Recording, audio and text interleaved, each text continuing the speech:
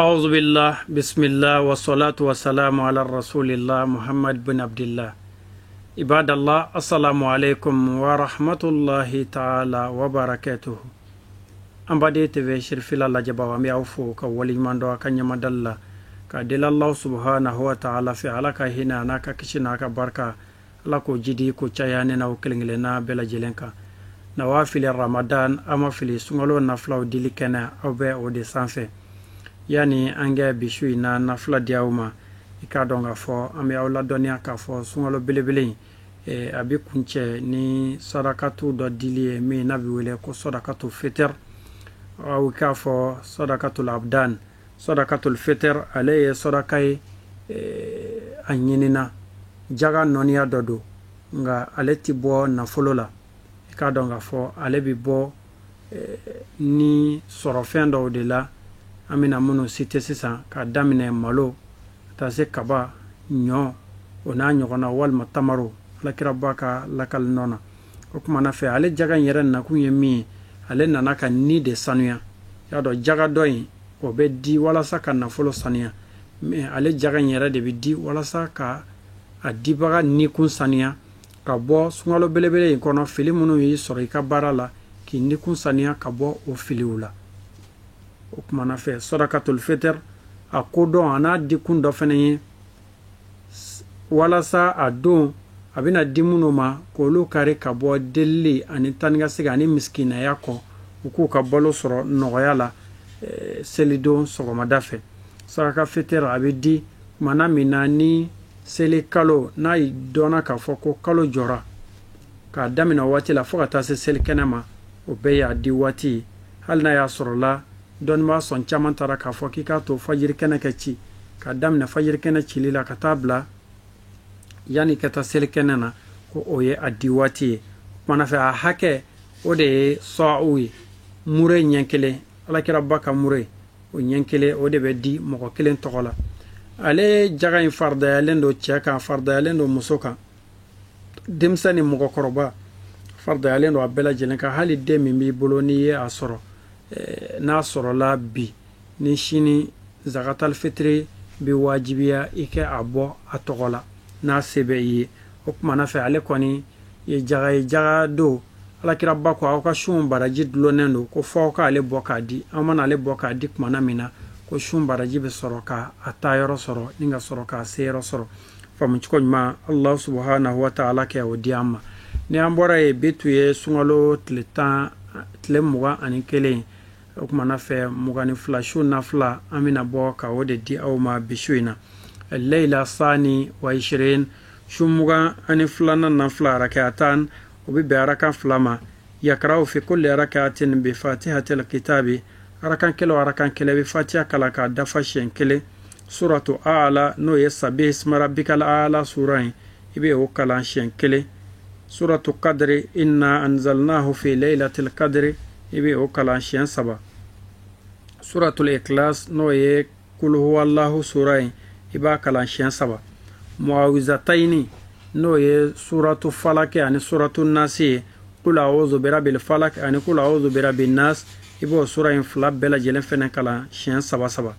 mistaga ka arakan fla salam bla ko kele okoro bi shuina arakan mancha arakan fla salam bla ko kele arakan kele fatiha shen kele suratu ala no ye sabbih ismi rabbikal ala shen kele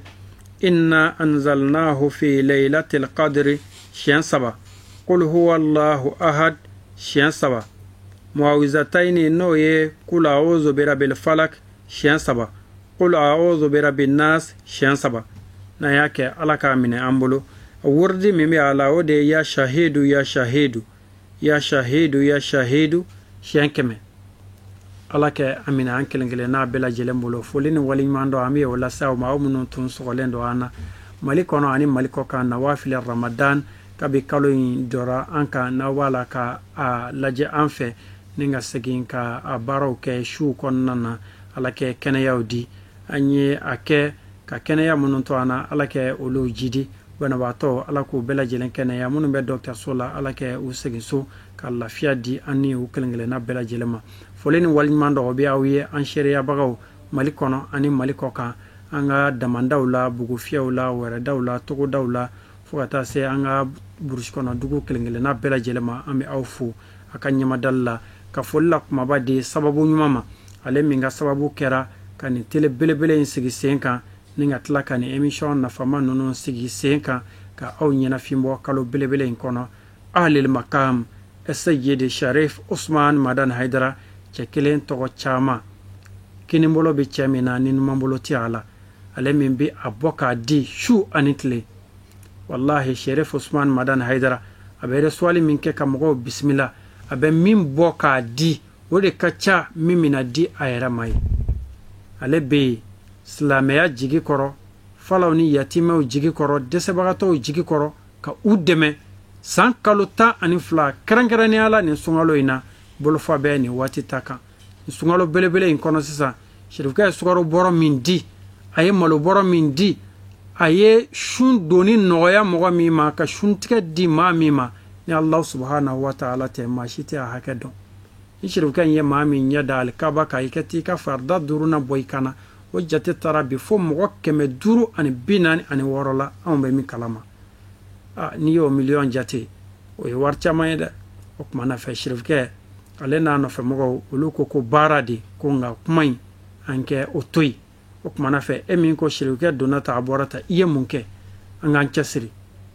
an bɛna ɲininka lahara jɔ dɔw kɛta ani fɔta in kelen-kelenna bɛɛ lajɛlen na Sherifukɛ y'a cɛsiri k'a bɛ diinɛ in dɛmɛ ala k'a n'a dɛmɛ kɛm min mandaris kalanyɔrɔ joli joli min jɔra ka kunfinya dibi kɛlɛ ni Sherifukɛ sababu ye Mali kɔnɔ bi Jamiyatu Ansardin tɔgɔ la Mendersa jɔlen Mendersa so 300 ani kɔ ka kunfinya kɛlɛ ni Sherif Usman Madan Haidara ka wuli ka jɔ ye n'a ka cɛsiri faama jumɛn y'o ɲɔgɔn kɛ karamɔgɔ jumɛn y'o ɲɔgɔn kɛ Sherif Usman Madan Haidara a sara bi Allah subhanahu wa ta'ala yɛrɛ dɔrɔn de bolo a sara ti danfɛn bolo dɔkitɛriso joli dɔkitɛriso 6 min banna bi mɔgɔw b'a la ka furakɛ a kɔnɔna na an bɛ min kalama 4 bɛ chantier la jɔli sira fɛ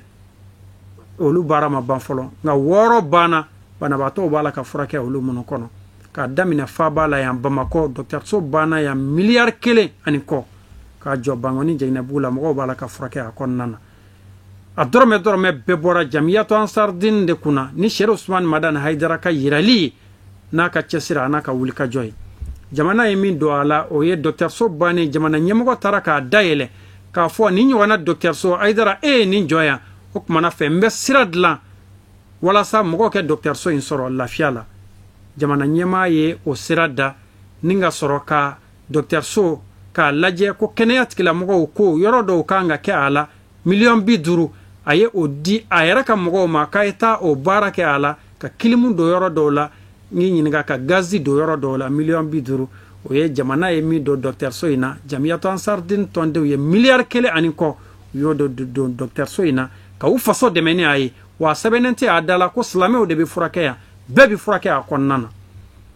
dɔkitɛriso jɔlen t'a bannen ye san o san Sherifukɛ bɛ min bɔ k'a di dɛsɛbaatɔw bɛ se ka furakɛ cogo min na san dɔw la 7,000,000 san dɔw la 8,000,000 sabula ni dɔkitɛriso jɔra a bɛ kɛ dɔw kɔnɔ ko fufunin don